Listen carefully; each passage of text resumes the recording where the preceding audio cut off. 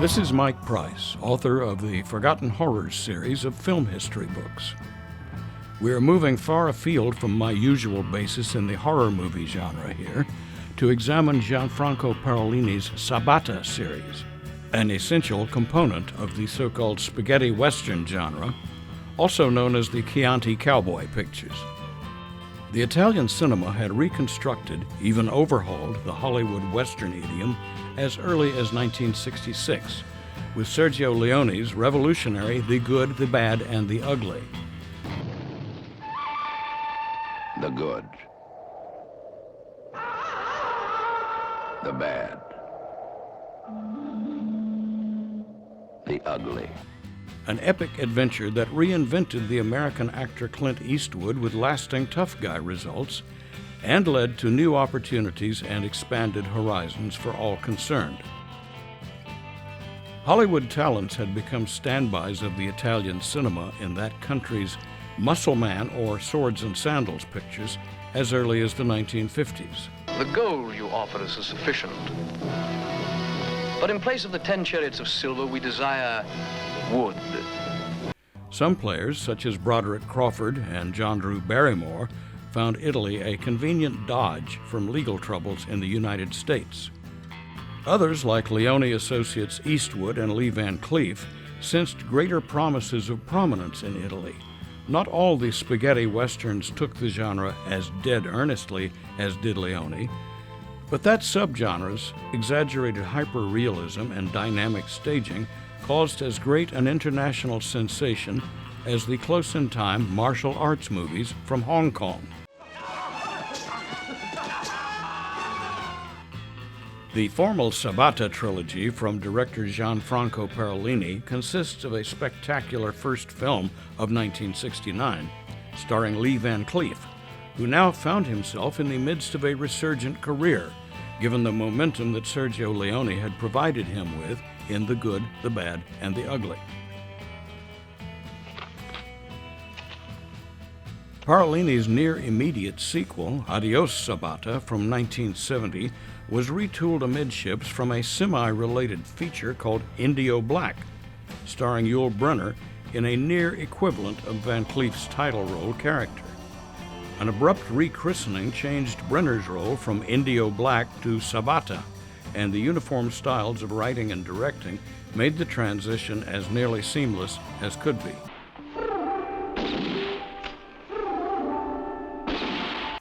Then in 1971, Sabata Returns reunited Parolini with Van Cleef, restoring the original recipe, but embellishing it with greater measures of exaggerated comedy and physical absurdities. Van Cleef's grim avenger of the original Sabata became more playful in aspect and behavior, if no less dangerous.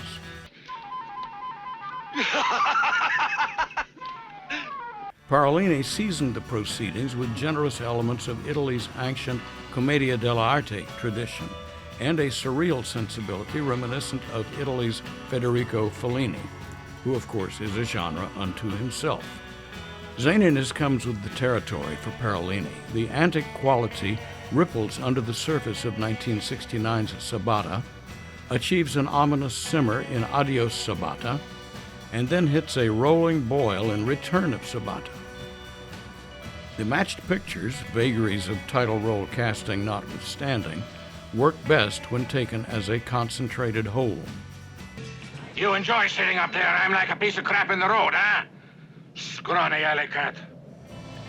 We discount a variety of Sabata-titled imitations from this same period, an onslaught of opportunistic knockoffs that lack the unifying vision of Parolini and his willingness to vary his stylistic outlook and approach from picture to picture.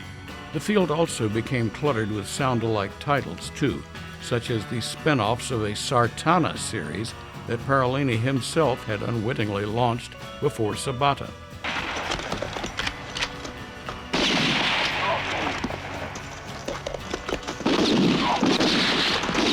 Almost goes without saying that Parolini is no Sergio Leone. But then, no other director within their culture came close to matching Leone's grasp of the Gothic Western idiom, as perfected in old Hollywood from director Bob Bradbury in the 1930s through John Ford in the 1950s and 60s. Not to mention Leone's broadening of the Ford approach to force the viewer's attention onto near microscopic details of character and environment. The opening feature, Sabata, from 1969. Parolini's opening volley finds Lee Van Cleef thoroughly confident in the title role. His glowering, unforgiving presence is leavened by a self-amused streak, as if pondering mischief. Sabata himself seems an utterly practical anti-hero, at large in a treacherous frontier and determined to turn old grudges and hardships to his advantage.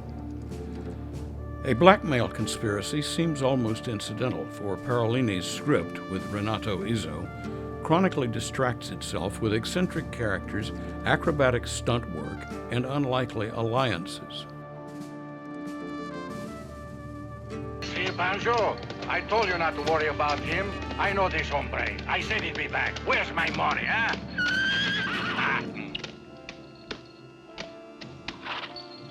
Soon there'll be enough cash for everyone. A $100,000 bank heist appears successful until gunfighter Sabata arrives to set matters right, for perhaps the wrong reasons. Colonel, let me keep looking for them one more day. Gentlemen? Somebody around here lose a safe? Hailed as a hero, Sabata allies himself with a local drunkard, played by Ignacio Spalla, while trading insults with Banjo, William Berger, a friendly antagonist from bygone times.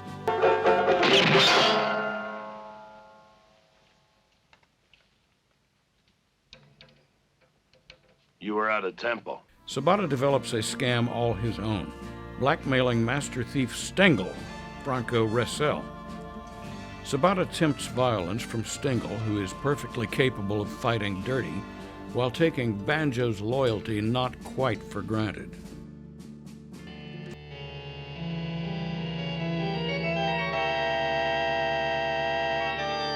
Musical director Marcello Giambini applies a lyrical hook theme song melody that lends a superheroic tone reminiscent of Italy's loose-knit Sons of Hercules series of the earlier 1960s.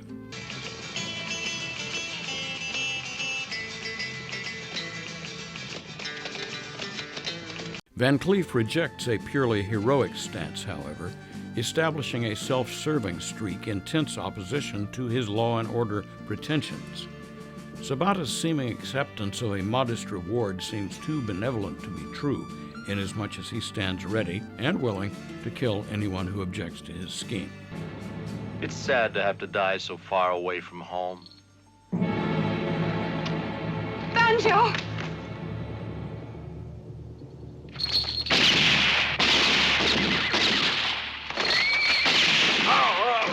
Parolini might be accused of camping up the proceedings, but camp in the European vocabulary packs a different meaning from its American hipster connotation of facile or exaggerated irony. Sabata is as sharp an exercise in grim intimidation as it is a pageant of self-aware absurdities. Much of this quality is embodied in an acrobatic hero played by Bruno Ukmar, who leaps into action with bounding maneuvers that reinforce the circus-like atmosphere.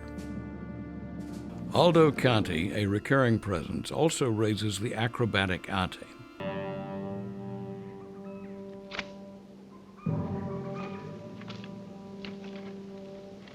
Van Cleef's unearthly prowess as a gunslinger suggests that Parolini might have taken a cue from a famous comic strip westerner, Hipshot Percussion, from Stan Line's newspaper feature, Rick O'Shea.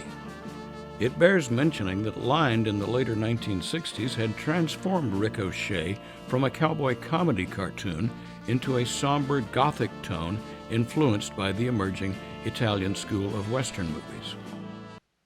First 10,000, now 30.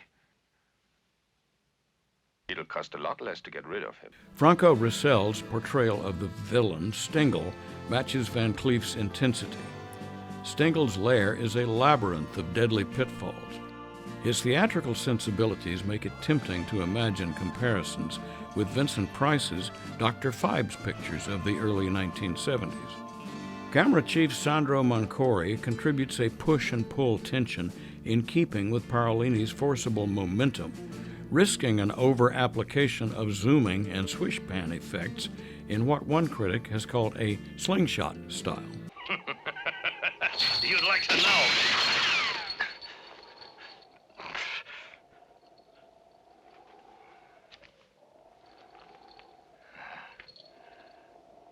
How much? The effect threatens exhaustion, daring the absorbed viewer to look away in the vain hope of a pause. Not bloody likely, for the very Italianness of the film mingles with the American essence of the Western genre to create a breathtaking fusion of ancient Romanesque mythology with the 19th century's great American monomyth. Imagine a fusion of Hercules with a younger, meaner John Wayne. The frontier's lone rescuer has a sadistic sense of humor, by turns mischievous and malicious. As dramatic tensions mount between Sabata and his unstable ally, Banjo, Stengel seethes in impotent self-defeating rage. Parolini loosens the patient precision he has shown up to now, erupting at last in a chaotic, agonizing confrontation that mirrors the climactic excesses of Sam Peckinpah's The Wild Bunch from 1969.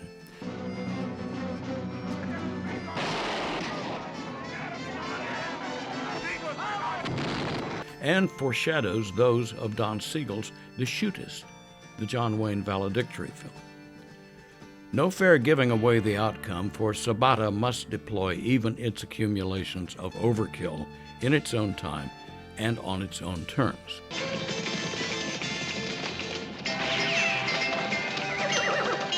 Van Cleef is dominant by understatement throughout, allowing a steely gaze and tense body language to define Sabata's roguish presence. Parolini, in turn, entrusts the proceeding almost entirely to Van Cleef, who proves generous enough to allow his accomplices and antagonists to carry their compatible weight toward a common objective of concentrated mayhem. Who in hell are you? Didn't I ever mention it?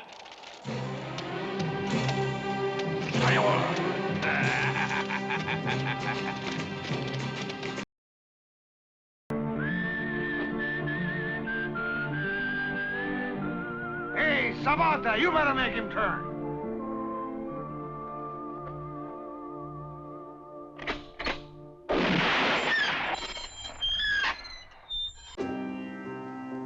The sequel, Adios Sabata. The addition of Parolini's Adios Sabata affirmed the emergence of a formal series, even though the star player casting changed from Lee Van Cleef to Yul Brynner. Momentum toward a full-circle trilogy was mounting, and when completed, that trilogy would prove influential over the long term upon such emerging filmmakers of the 1990s and onward as Sam Raimi's with The Quick and the Dead, and Robert Rodriguez with the El Mariachi films and their elaborations in the Machete pictures. This is our man. This one Sabata. Amigo, Acaño sent us to meet you.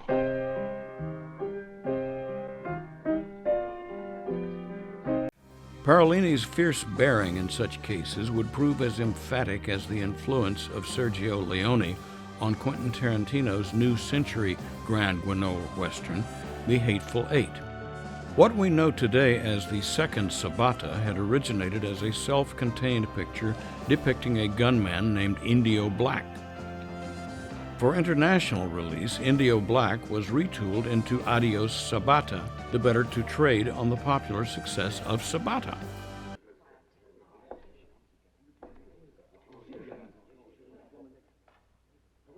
Why not join me?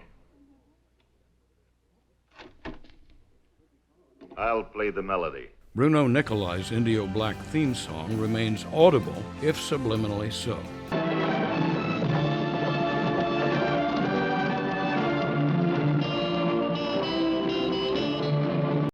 Perhaps a more honest title would have been Adios Lee Van Cleef. Yul Brynner's revamped Sabata has different preferences in firearms, a more focused grimness of manner, and a less elaborate sense of wardrobe fashion. Brynner's costuming seems a visual bridge between his career-defining presence in The Magnificent Seven, 1960, and his ominous self-caricature in 1973's Westworld. In 1860s Mexico, the overthrow of Austrian Emperor Maximilian I seems a foregone conclusion, given a surge of provincial unrest. The chief villain of Adios Sabata is a Maximilian flunky, Schimmel, played by Gerard Herter, in a manner that suggests the bearing of Kaiser Wilhelm of World War I Germany. This Schimmel practices a most dangerous game sort of terrorism on captive revolutionary soldiers, hunting them after pretending to offer a sporting chance at freedom.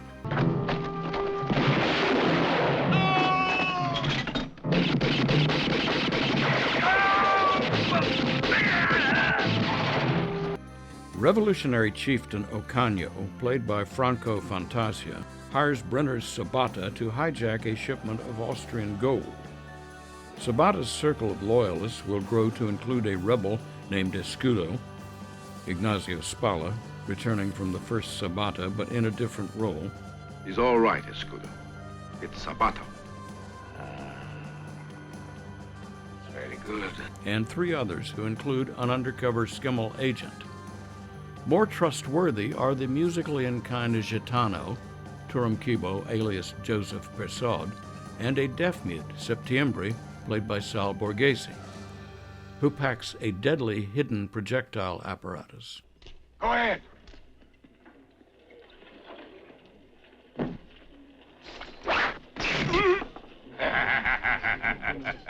Hey, you loco! A close bystander, Ballantyne, Dean Reed, seems to have dodgy prior connections with Sabata.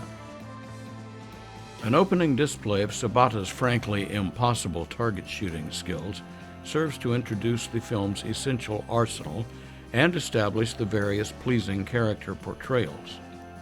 Sal Borghese's Septiembre is likewise an unlikely marksman with his unusual gimmick, but his portrayal lends conviction and credibility. Ignacio Spalla flirts deceptively with comical stereotype while proving his character resourceful. Senor Gold. Dean Reed, as the opportunistic Ballantyne, seems a tension-inducing equivalent of the first film's banjo character. No, don't bother, Major. I'll toss it to you.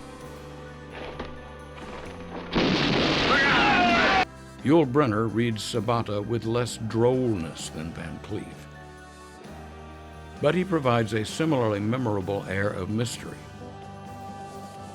Deliver this to Father Mike. Tell him that the Murdochs have found their great reward. Screenwriters Parolini and Renato Izzo seems determined not to repeat the paces of their original Sabata screenplay. They had taken a different narrative tack, after all, in originating this production as a non-Sabata adventure. Italy had indeed seen the picture under the title of Indio Black, and the Indio Black version had found its direction before its transformation to a Sabata picture, under the title Indio Black.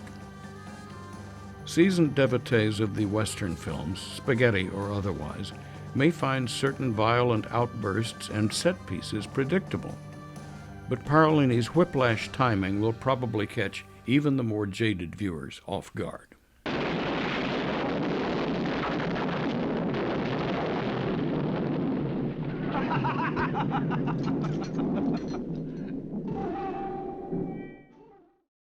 Sabata's back. He's judge, jury, executioner.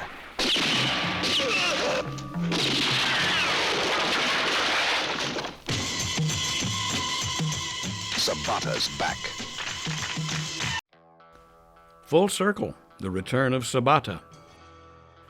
The return of Lee Van Cleef distinguishes the more overtly comical Return of Sabata which, among other incidental touches of sketchy continuity, allows Van Cleef to bare his chest in the manner of Yul Brynner in Adios Sabata.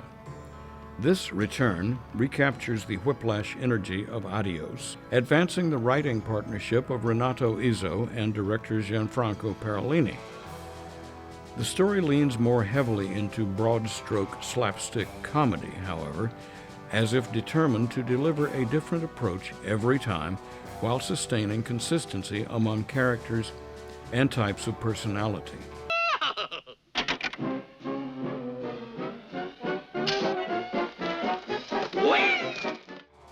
A Fellini-esque opening sequence clinches the influence of Italy's commedia dell'arte tradition of dreamlike absurdity. Recurring cinematographer Sandro Mancore persists with the eye-grabbing visual style, emphasizing a sense of desolate place as much as the wealth of colorful personalities. Sabata is the only invincible man in the countryside. Marcello Giambini, as composer-arranger of the musical score, varies the melodic idioms from Euro-classical elements to experimental and pop-rock influences with a droll and self-referential theme song.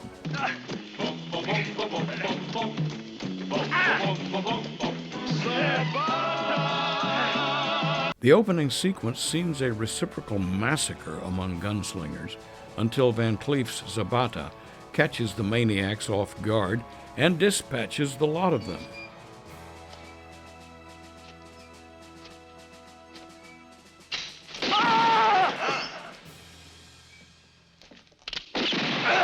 A costumed clown enters abruptly to congratulate a surrounding audience on its discriminating taste in entertainment. The fallen gunmen arise to take their bows. It develops that Sabata has become the star player of a traveling pageant of pistol-packing make-believe, now passing through Texas. Shades of Buffalo Bill. An onlooker named Clyde, played by Rainer Shane, a professional gambling cheat, recognizes Sabata as his former commando from their days with the Confederate Army. Seems that Clyde still owes Sabata a $5,000 poker game debt. Remember this? Hey, my good luck piece. The medal I won in the war. You lost it at poker, remember? You can win it back at poker if you want. No more poker. I'm finished with that game. Upon visiting Clyde's roulette parlor, Sabata senses a magnetic rip-off device and turns it against the house. There you are. Lieutenant, this town is rotten. It's really rotten. Reunited cordially, however tensely, Sabata and Clyde agree to challenge an Irish mobster, Joe McKintock, played by Giampiero Albertini, who controls the township and imposes extravagant taxes in the name of civic betterment. A year ago, there arrived in Hobsonville a man whose spirit resembled yours. He was fine handling a pistol, but he kept on interfering with us. He disappeared suddenly. First impressions suggest Chamber of Commerce benevolence, but Sabata distrusts official authority in any form.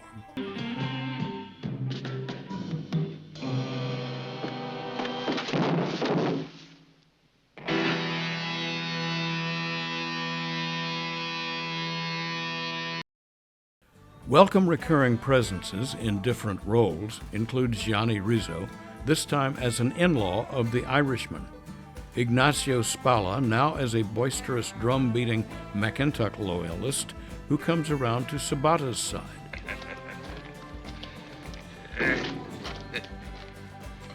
You know your way around here. You may not think about things the same way I do, but I still like. And Aldo Conti as half of a thieving duo, with Vasily Karis playing a more overtly physical elaboration on the second film's human slingshot gimmick.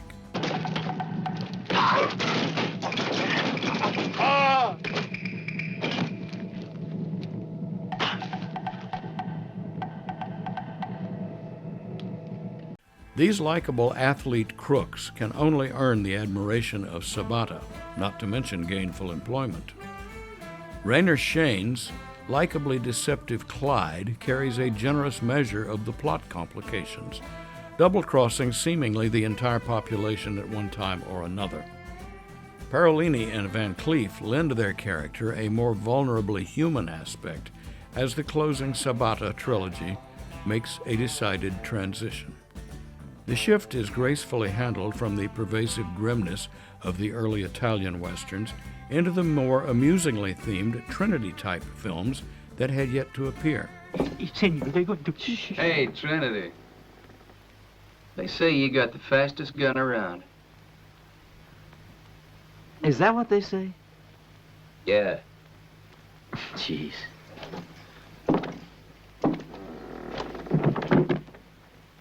An unusual distinguishing touch is the casting of Annabella Incontrera as a promising romantic interest for Van Cleef, unusual for the series itself and rare for the subgenre as a class. When are you going to begin making love?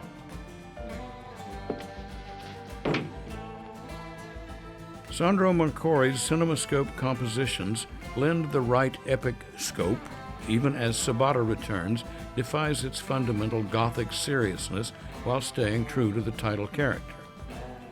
The complex, evolving trilogy as a whole leaves all those other purported Sabata sequels, superfluous by definition, looking all the more deficient and downright irrelevant.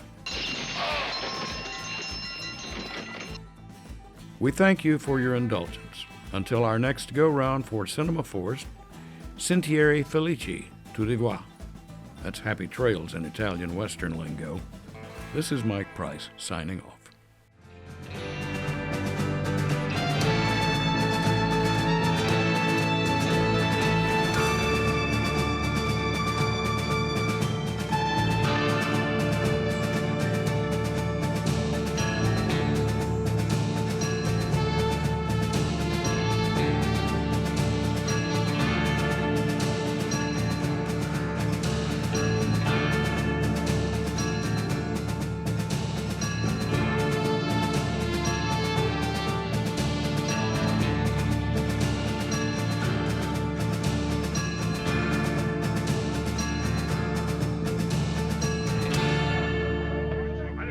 Hey, hold it!